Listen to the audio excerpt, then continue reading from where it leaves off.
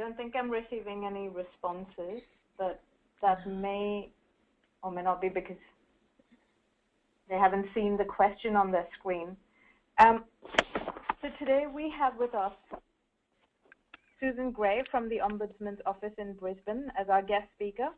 Susan has worked in various roles for the Overseas Ombudsman and the Commonwealth Ombudsman since 2011. Before that, Susan worked in various advocacy roles, regulatory and legal roles in Australia and overseas. So, Susan, welcome. Thank you, Aparna. It's very nice to be here today, and I appreciate the opportunity to come and talk to English Australia members about written agreements between overseas students and education providers. I should just say before we get started that we have recently published an issues paper and a checklist about written agreements between education providers and overseas students, and that this issues paper will, I suppose, fairly closely mirror the content of today's presentation and highlight some of the common mistakes that we're seeing in the written agreements when we investigate complaints. Right, well, just to give you an idea of what we'll be talking about today, we're going to do an overview. I'll just see, I think I'm in control of the slides. I'll just give you control of the slides now. Thanks, Aparna. Thank you.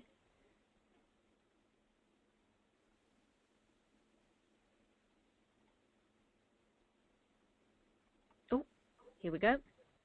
All right. One more click and we're there.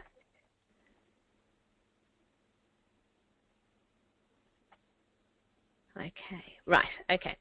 So I'm just going to give you a brief explanation of the Overseas Students Ombudsman, who we are and what we do. Some of you may have had dealings with our office in the past. We'll also have a discussion about what is a written agreement and why do they matter and what the legislative requirements are, as well as an exploration of the general principles. We'll chat through some case studies and talk a bit about English language assessment and written agreements and how that is all supposed to fit together. Okay. Thanks, Susan. I was wondering if we could just carry on without using the polls because some of the attendees have still not made it yet. Maybe we can just carry on with the slides. Yeah, that's absolutely fine. Thanks, Aparna. Not a problem. Okay. So, Overseas Students Ombudsman, who we are and what we do. The Overseas Students Ombudsman is a separate statutory function of the Commonwealth Ombudsman. It was set up in 2011 to investigate complaints about action taken by private registered education and training providers in connection with overseas students. Okay, so we only investigate complaints if the complaint is action taken about a student who's on a student visa. So not students who are studying on some other visa, either a secondary visa from, connected to someone else's visa or a working holiday visa. They have to be on a student visa for us to look at the complaint. And obviously the provider has to be a private provider. Complaints about public providers goes to the relevant state or territory ombudsman.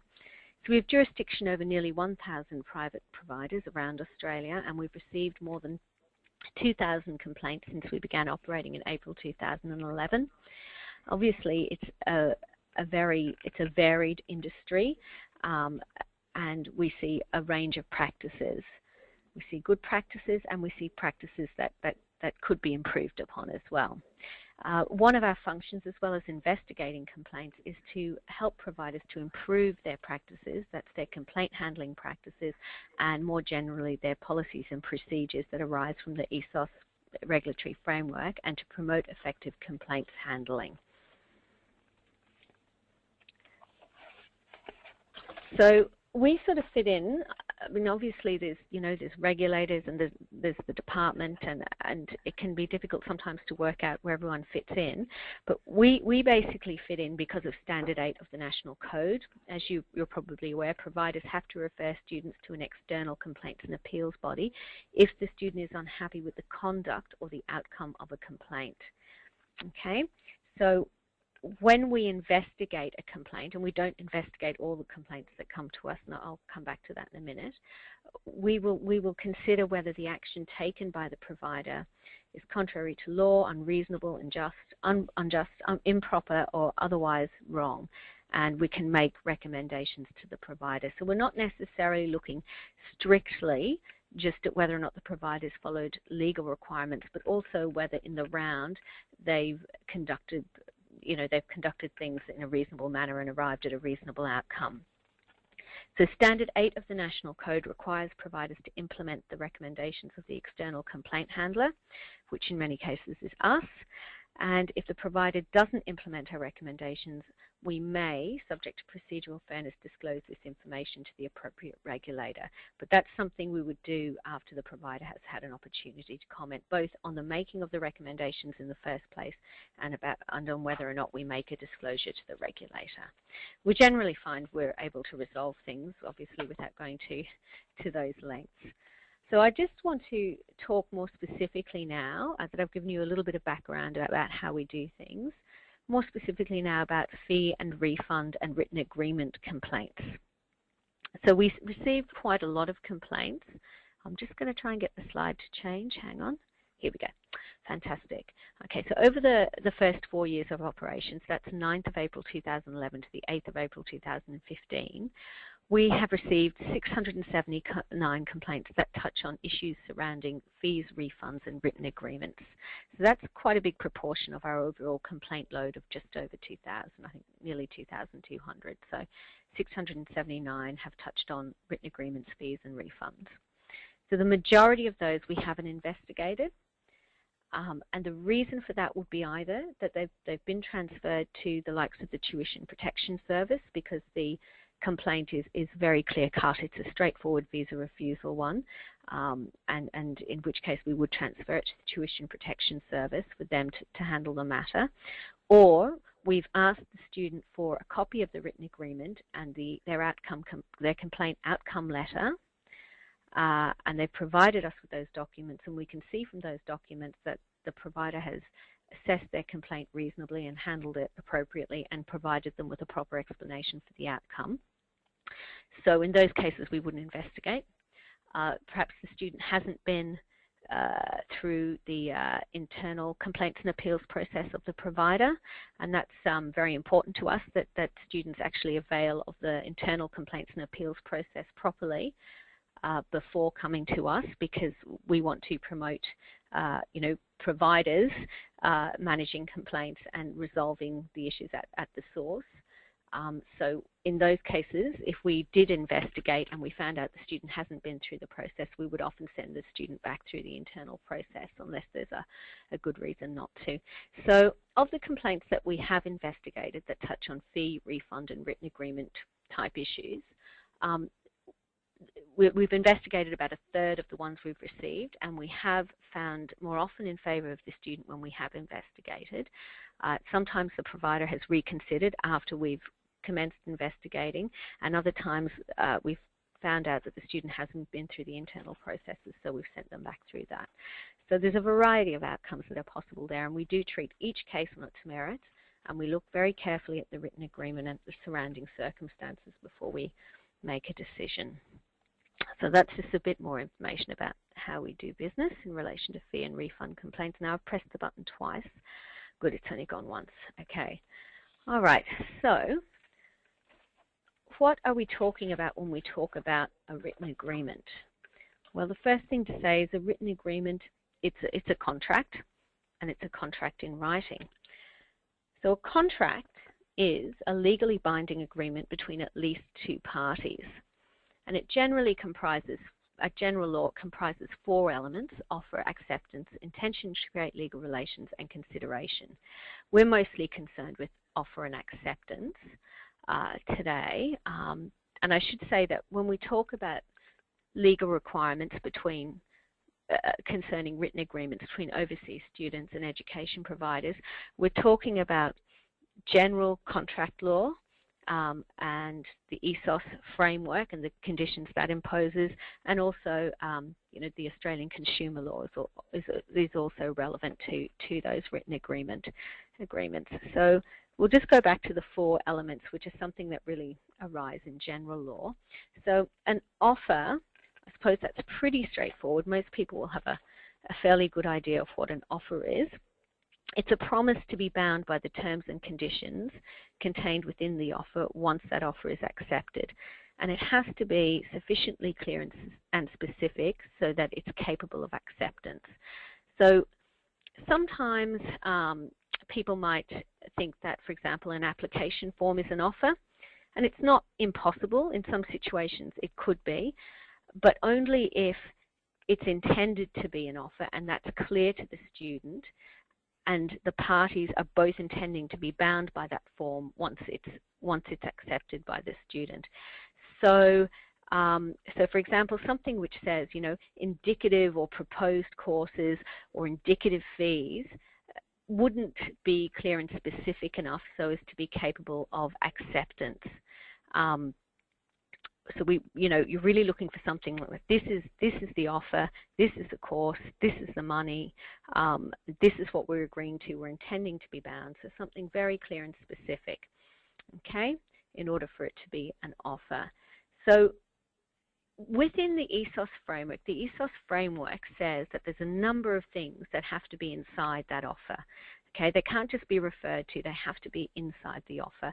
And most particularly, it sets out in detail requirements relating to terms and conditions about refunds that have to be inside that written offer to the student. Okay, so whereas you might, in your letter of offer, you might have a reference to your attendance policy and even a link to it on the website, the refund terms and conditions actually have to be contained and replicated within the letter of offer.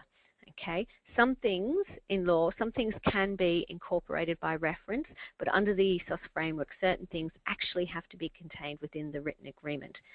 Okay, so we'll talk about what those required terms are in a little bit more detail soon, but we'll just move on to the concept of acceptance. So, oops, I've just pressed the button and I shouldn't have. Okay, so acceptance is obviously where someone agrees to be bound by the terms and conditions in the offer.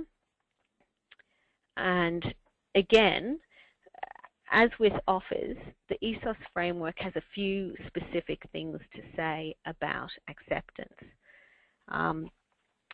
So the first thing is that the ESOS framework imposes the condition that agreements between overseas students and education providers have to be in writing, okay? So they have to be in writing. It's not like just getting on a bus. It all has to be written down. And acceptance under the ESOS framework can't just be acceptance by conduct. So you can't just say, well, the student's paid, therefore they've accepted the terms and conditions. There has to be evidence that they've accepted those specific terms and conditions, either a signature on the end of a document or online acceptance, and that has to occur prior to or at the same time as payment. So payment is a separate act to acceptance. Intention to create legal relations, that isn't particularly relevant for our purposes. That really is just about, it's not a social arrangement. It's a proper, people are intending to be bound. And consideration is about, oops, I've gone too far. Consideration is about payment and services. So that's not terribly relevant for us today. I'm just going to pop back. Sorry about this. Okay. So we've talked about some of the basic elements of a contract, and they're general concepts that mostly apply to all sorts of contracts. And we've also got the idea that then over the top of this, there's the ESOS framework that has very, very specific requirements. So I'm just going to go back one more slide because I was far too clicky on the button. Let's see if it will go back. Sorry about this. Okay, nearly there.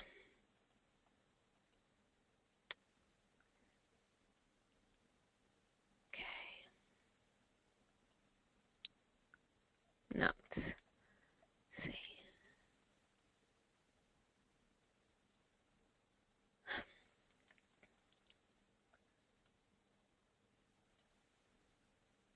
Okay, sorry about that. All right, so why do written agreements matter? Well, one reason they matter is because they're a legislative requirement.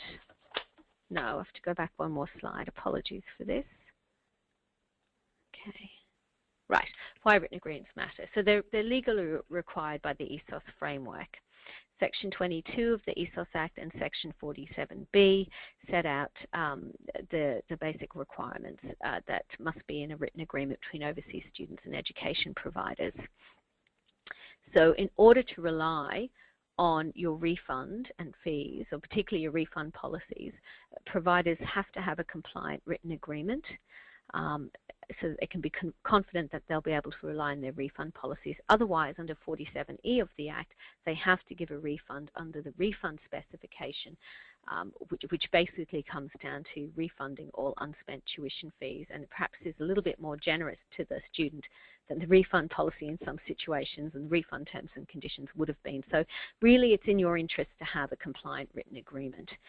Also, failure to comply with sections 47B and 47E is a strict liability offence, and providers could be liable to regulatory action as a result of having a non-compliant written agreement. But I think for practical purposes, one of the most important reasons to have a good written agreement that's compliant and also clear and transparent is that parties then have a record of their agreed rights and responsibilities, the agreed terms and conditions. This can help to minimize disputes. It can make it easier to explain to students why they might not be entitled to a refund in a particular situation, or why a dispute has had a particular outcome. So from a customer management point of view and a complaints management point of view, having that record and having it clear and transparent is very important. So looking at some of the specific requirements, as I said, we've got Section 22 of the ESOS Act, which says that written agreements, the providers and overseas students must have between them a written agreement which sets out the length of each study period and the tuition fees for the course for the location.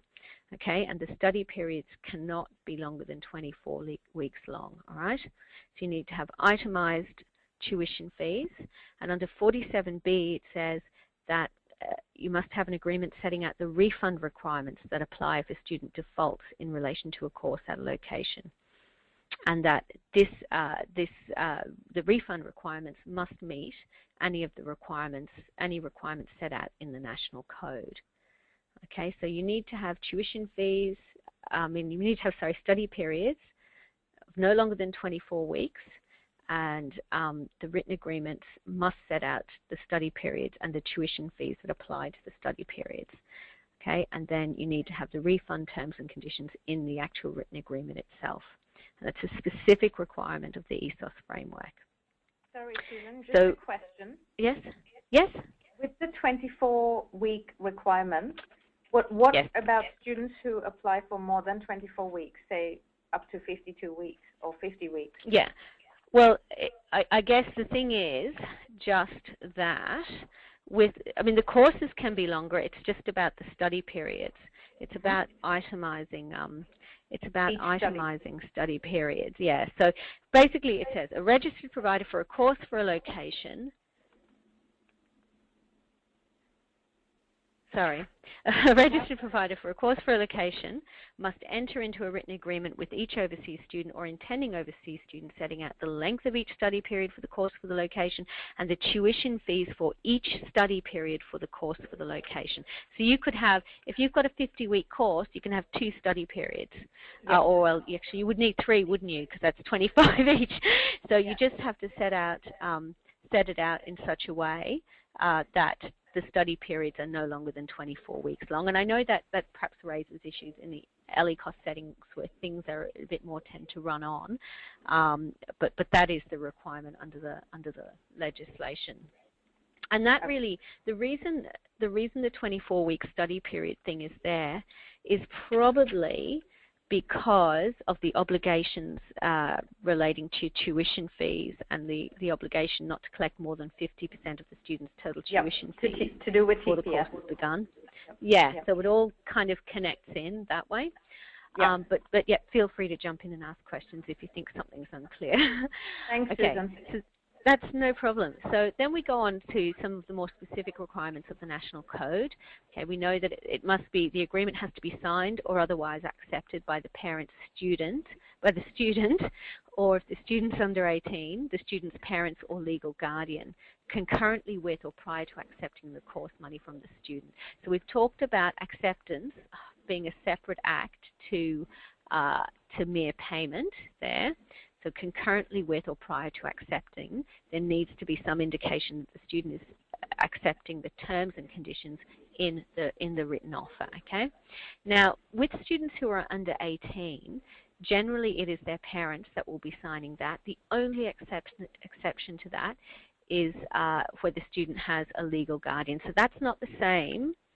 That's not the same as a relative who might be looking after them at a particular point in time, or someone who's on a guardianship visa. There has to have been a court process appointing that person as a guardian in place of their parents, in order for someone else to sign a written agreement on behalf of a student. So sometimes we do see, particularly for younger students, we do see a bit of confusion about that. Okay, so standard 3.1, the agreement has to identify the course or courses in which the student is to be enrolled and any conditions on his or her enrollment. It must provide an itemized list of course money payable by the student. So that's a little bit different to the notion of itemized tuition fees per study period. That would refer to things that aren't tuition fees, like enrollment fees and any other bits like maybe materials fees, that sort of thing, whatever the student needs to do in order to enroll in the course and be part of the course. And I've done it again. Okay. So this is 3.1. I'm just trying to flick back again. I have to be very careful with this. Sorry about this. Doesn't want to go back. Okay, sorry about that. No, previous. Okay, I just need to go back. Okay. Susan, sorry to interrupt again. I have yes. a question. No, that's fine. Yes, go ahead. Acceptance has to be prior to or at the same time as payment. Yes, what about students who have conditional offers and their offers change after their placement test? For example, they don't make the English requirement. Yeah. In this case, payment has already been made, but the new offer letter needs to be made as well. Is this considered non-compliant? I think with that, and this is something I did want to discuss, and I know that you sent through a question about it, and actually the English Australia guides, best practice guides, have some good information about this. So basically, in those situations, you might have a provisional agreement with the student that they're going to do. They've been tested, or they've got test results that they've got from overseas, and they're enrolled in a particular level of course. But you might say in your initial offer that this offer is conditional and it's provisional, and there is a later, they have to do an onshore test for example, and this is the kind of situation we're talking about, and that the course that they might be slotted into after that, and as a result of the onshore test, might be a different level of English to the one that they've initially signed up to. And I think the main thing is that has to be clear and transparent and upfront in the agreement. That this is what you're agreeing to. You're agreeing that this could happen, that you might actually be put in a different level of course. So, if you've taken the money and you've signed an agreement that you're going to offer this course, that they've signed an agreement and then they've paid that you're going to do this course, that's fine, but it's just about treating any variations in a way that's very upfront so that the student knows that it's subject to a certain amount of change. The question then becomes that if the student thinks that you're wrong and they shouldn't do that level of English, they should do another level, whether they should be refunded the money because they disagree with the outcome. I guess that will partly depend on the overall context of the written agreement and the terms and conditions within it and whether or not it's compliant. But certainly the English Australia Best Practice Guides do have some good information about that situation and how it's treated. And we're aware that sometimes there is an element of provisionality, I suppose, if you want to say, to those offers with ELICOS. But it's very important to be upfront and to be very transparent and to advise the student that there may be changes. And then, if there are changes, you'll need to do a new written agreement and a new COE. So, is that helpful? Is that Yep. So does that answer the question? I had another question from Yuki again. Do we need to specify which alternative courses students might be offered, and all this needs to be in writing? It should all be in writing. It should all be in writing. It should be very clear. It should be very clear to the student what's going on and what might happen as a result. Okay. All right. Yuki, does that answer your question? Yes, she's happy. Thanks, Susan. Okay, good. Thank you, Yuki. Okay, so standard 3.1, I'm not going to try and flick back to it, but I'll just quickly continue through what it says. So you've got to provide information in relation to refunds of course money and set out the circumstances in which information might be shared with government agencies like the TPS or the Department of Immigration, Department of Education, and advise students of their obligation to notify the provider, excuse that typo, of any change of address. So those are specific things that absolutely must be in the written agreement, and that's all replicated in our checklist. Okay, so you can take your written agreement and the checklist and tick through that kind of stuff. So standard 3.2. See, I need to go forwards, don't I? Not back, actually. Standard 3.2. Sorry about that. Next. Right, next. And once more. Okay, sorry about that. Okay, 3.2 drills down into the specifics of what must be included in the refund policy. Okay, so the first thing is the refund policy should be consistent with the requirements of the ESOS Act in relation to refunds of course money, right? So that means, so sometimes we see refund policies which, for example, say, if the student visa is refused because the student provided false information to the Department of Immigration, the student will not be entitled to a refund. Well, I know it sounds counterintuitive, but that is actually not consistent with the ESOS Act. If a student's visa is refused and that's why they couldn't start or continue their course, they are entitled to a refund under 47E, and that's all there is to it. So just make sure that your written agreement and your refund terms and conditions are actually consistent with, with the rest of the ESOS framework, and you're not putting something in there which contradicts the requirements of the Act. Okay, so the refund policy has to include amounts that may or may not be repaid to the student if the student or the provider defaults. So when we talk about that, sometimes completeness is an issue. Sometimes we'll see a refund, a written agreement which says in it, if the student withdraws, 28 days before the written agreement, before the course commencement, the student will not be refunded the enrollment fee, and doesn't say anything about any of the other money collected. So they might have collected $5,000 in tuition fees, for example, but it doesn't say anything about those $5,000. In our view, that would not be enough to allow the provider to hang on to the $5,000. It would be an indication that's a gap in the information, as well as being not compliant with standard 3.2 because it doesn't talk about all the money that may or may not be repaid to the student. It also isn't a basis on which the provider can keep that money because they haven't said we're keeping that money in the written agreement. Okay, the refund policy also has to set out the processes for claiming a refund. Sometimes we see written agreements, and it's very nice to have a nice table that sets out, in this circumstance, 28 days beforehand you get 50 cents back or whatever, or 10 days beforehand you get $0 back, or whatever it is. A tabulated refund policy can be very good, but it's also important then to remember to explain the process for claiming a refund and who to contact. and how to go about it, or where, a link to the form, that sort of thing, in the written agreement, because that's also a requirement of the code. A plain English explanation of what happens if a course is not delivered, so in the event of provider default, and a statement about the student's right of action under consumer law. I haven't replicated all the words in the slide. They're in the National Code, and I'm pretty sure they're in our checklist as well. But it's basically, the statement says that, nothing in the agreement shall stop the student taking action under Australian consumer law.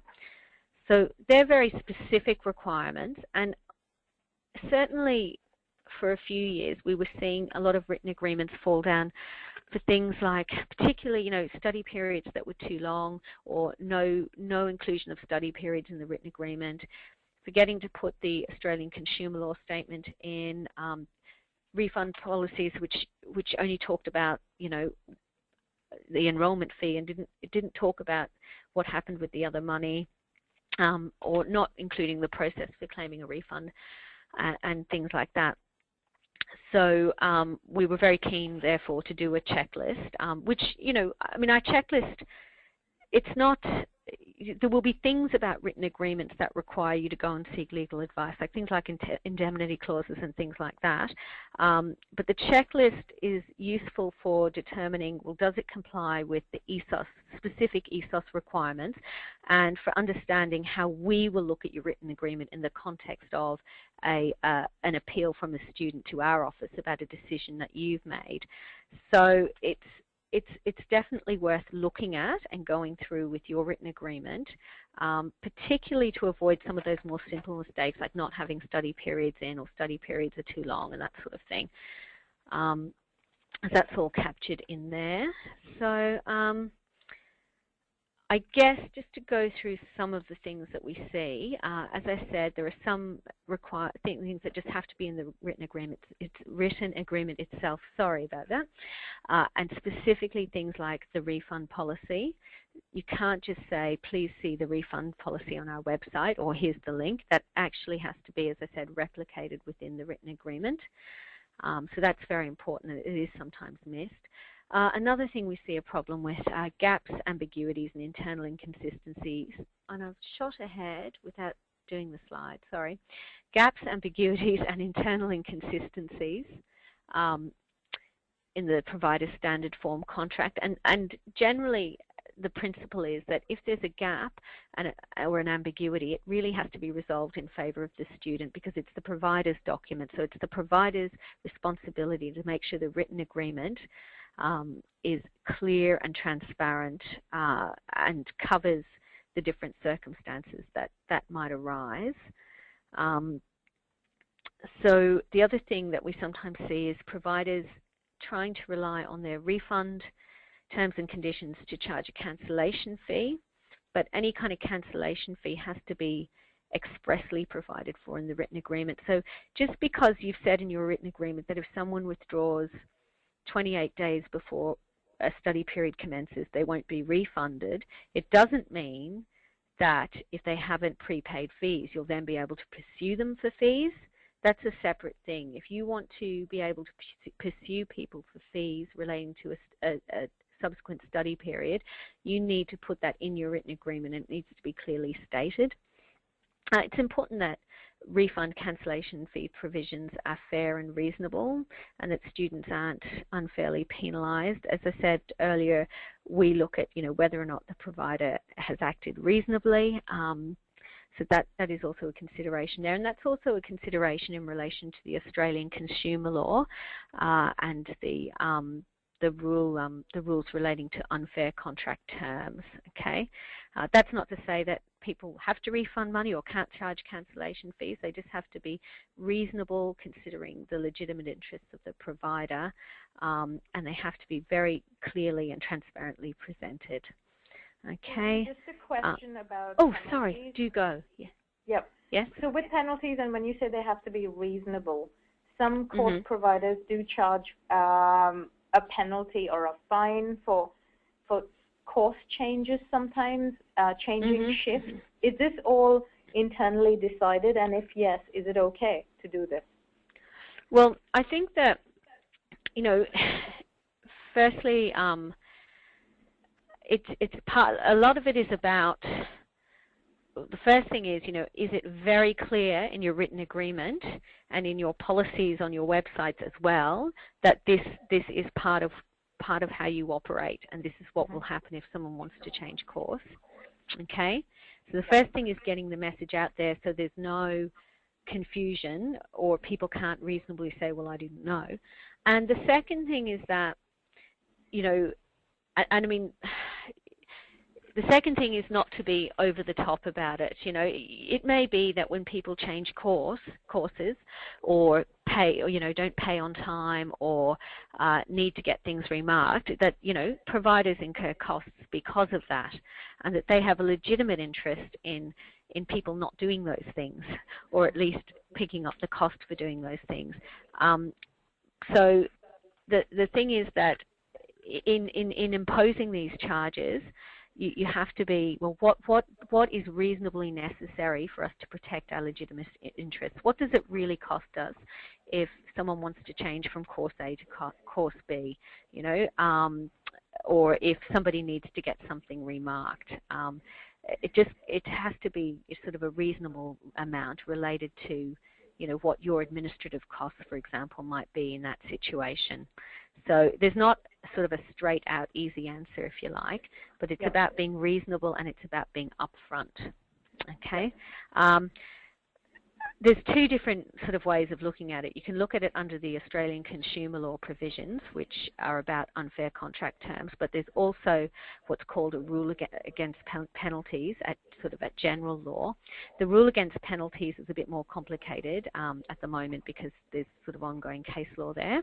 But the unfair contract terms basically talks about, the terms of a contract being, they can't, if they could be unfair if they cause detriment to one of the parties and there's a significant imbalance in the parties' rights and obligations, and the term is not reasonably necessary in order to protect the legitimate interests of the provider.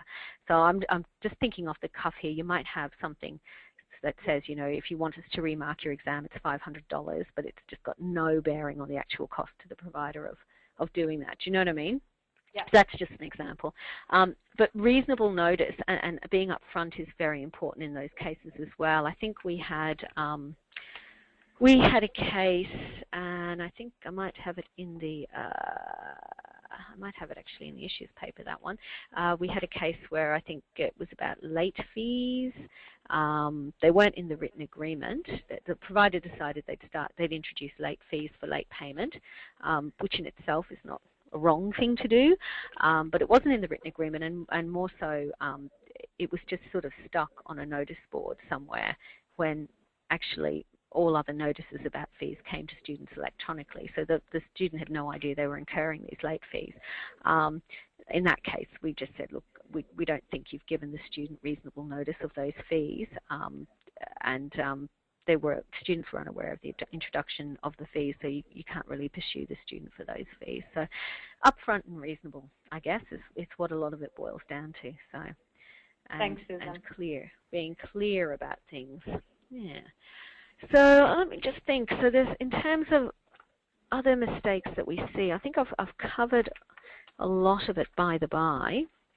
The one about refund policies being linked, being referred to, tried to incorporate it by reference just by including a link in the written agreement is definitely one that we have seen a bit of. Other mistakes, let's see, I think I've really covered most of them, to be honest. Just going through here. Yeah, gaps and ambiguities is a big one. We do see, for example, something that actually we've seen a bit of is providers will refer to a study period and they'll use the word semester and they'll use the word term and they'll use these words interchangeably without clearly explaining what each one means.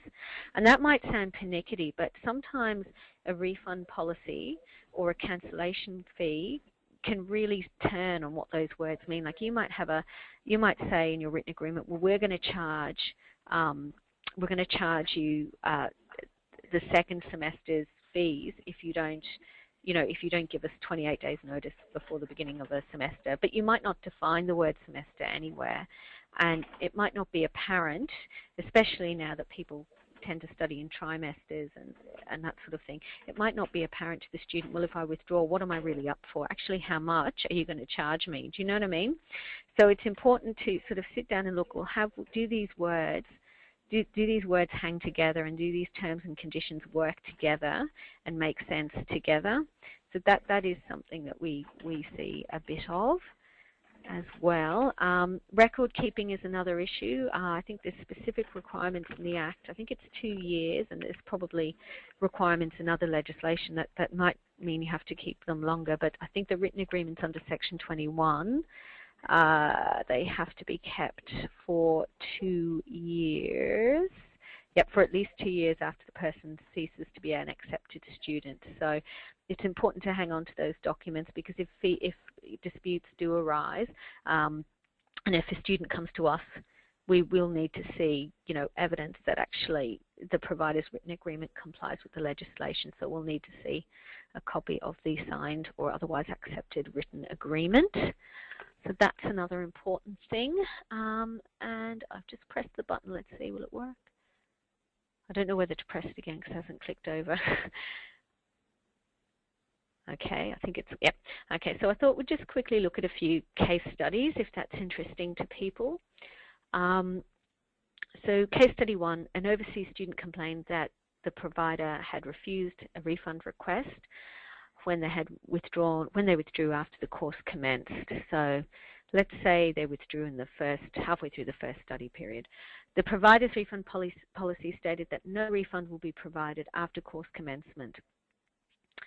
So the OSO considered the written agreement, and we saw that the provider hadn't included its refund policy, and the written agreement referred to the student having read the refund policy in the handbook. So there was a statement at the bottom of the written agreement saying, if you sign here, you acknowledge that you're accepting these terms and conditions, and the terms and conditions set out in our refund policy in our student handbook, and perhaps even a link to the online version of the student handbook. The outcome in that case was that the written agreement did not comply with the requirements of the ESOS framework, specifically the requirement that it contain the refund policy, the refund terms and conditions. And so 47E was triggered, which meant that the provider had to pay a refund to the student under the statutory instrument, which is the refund specification that's made under 47E. All of these documents are available on the Department of Education website, by the way, the International Education website, the refund specification as well as the Act, obviously, as well. Okay, so in that one we found in favour of the student. Sorry, Susan, before we proceed, yes? 2 questions. One about package courses. So sometimes we have ELICOS and that package together. And if the rule says, or the internal refund policy says that once commenced, the student will not be given a refund, does this include both courses? Look, firstly, it depends on the way your written agreement is written. And what package means. And what package means, and very specifically, and we have seen a bit of this,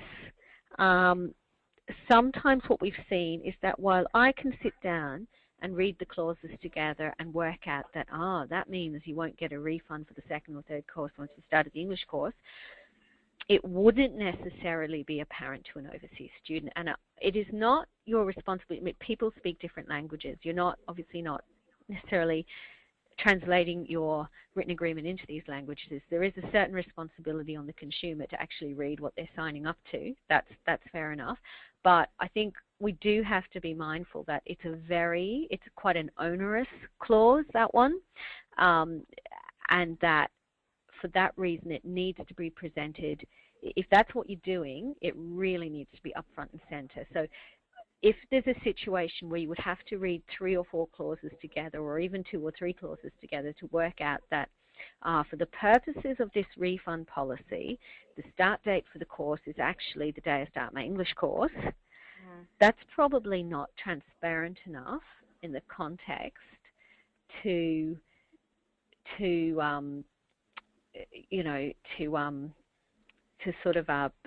to overcome the onerous nature of the clause. Something like that would have to be very, very upfront. You know, big, bold, flashing lights sort of under the fee schedule, saying once you start the English course, you will not be eligible. Do you know what I mean? It really would have to be. It's not. I don't think. My view is that it's not inherently wrong, but I think it has to be very prominent. And I also think you would have to take into account the requirements under Standard 2 of the ESOS framework about providers having to have policies and procedures to ensure that, you know, students are suitable. I don't have the exact words at the tip of my tongue, but, you know, that the students actually would have the capabilities and the skills to do the follow-on courses. I think there's, you know, you would have to bear that in mind when you're implementing that kind of policy, because, I mean, that kind of refund term, because if there's situations where students have tried really hard and they're just not suitable to go on to the next course and the next course, well, you know, is it reasonable to then charge them money, and what does that say about how the provider has fulfilled its obligations under Standard 2 to ensure that the student is actually capable and ready? So there isn't a kind of a hard and fast answer with that one, but it's definitely one that raises some concerns. And hopefully, you know, with the ESOS reform process, that is the kind of thing that, you know, hopefully there will be, you know, guidance about in terms of packaged courses, because there are obviously so many packaged courses. Yep. So sorry, I don't have a hard and fast answer. I've just really tried to give you some insight into what we're looking for and what we're looking at in relation to that one. So, so Susie, Susan, sorry, with also with keeping things on record, I have a question here about offers. Yeah. Do all offers given to students need to be kept on record? Let me just open the very specific section of the Act, and we can look at it right now. So I can't remember exactly what it says. I've just about got it now. So it's Section 21 of the Act, and that will tell us record keeping. A registered provider must keep records of each accepted student who is enrolled with the provider or who has paid any tuition fees for a course provided by the provider. The records must consist of the following details for each accepted student's current residential address, mobile number, student's email address, any other details prescribed by the regulations. Now, I think, from memory, that includes the written agreement. Pretty sure it does, but I haven't looked at those regulations for a little while. So the ESOS regulations set out a whole heap of other things that that the provider needs to keep records of for 2 years or 6 months, depending on the case. A registered provider must have a procedure to ensure that at least 6 months while the student remains an accepted student of the provider confirms in writing the details referred to above with the student. So, yeah, so there's a whole list of stuff actually in the regulations as well as in the Act, but I haven't looked at it for a little while. I'm pretty sure it seems to only relate to accepted students. So, and there's other legislation which requires retention of records as well that I'm no more familiar with than anyone else. So, okay. Yeah. All right. Thanks. We can look into it more later. Yeah. Okay. So where was I at? I think I was going to do another case study just quickly. So we're getting to 10 to 5 now. Let's have a look. Right. Okay. I'll just move on to the next one. Sorry about this, guys. Okay. Case study 2. All right. Student complained that he had been refused a refund after withdrawing from a course. We asked the provider for a written agreement, and the provider supplied a signed application form and an unsigned letter of offer. Now, the letter of offer was dated after the application form, so we have a situation where the application form was not intended to be the final document, and there was an acceptance process or an assessment process that came after that, and then the student was supplied with a letter of offer. So in our view, in that case, the letter of offer hadn't been properly accepted, and the written agreement did not comply with the legislation. Okay, so it's the letter of offer usually that forms the actual written agreement, because when the student signs it, that becomes a written agreement.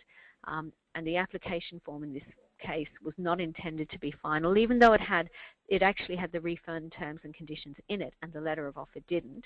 Those refund terms and conditions really needed to be in the actual letter of offer itself.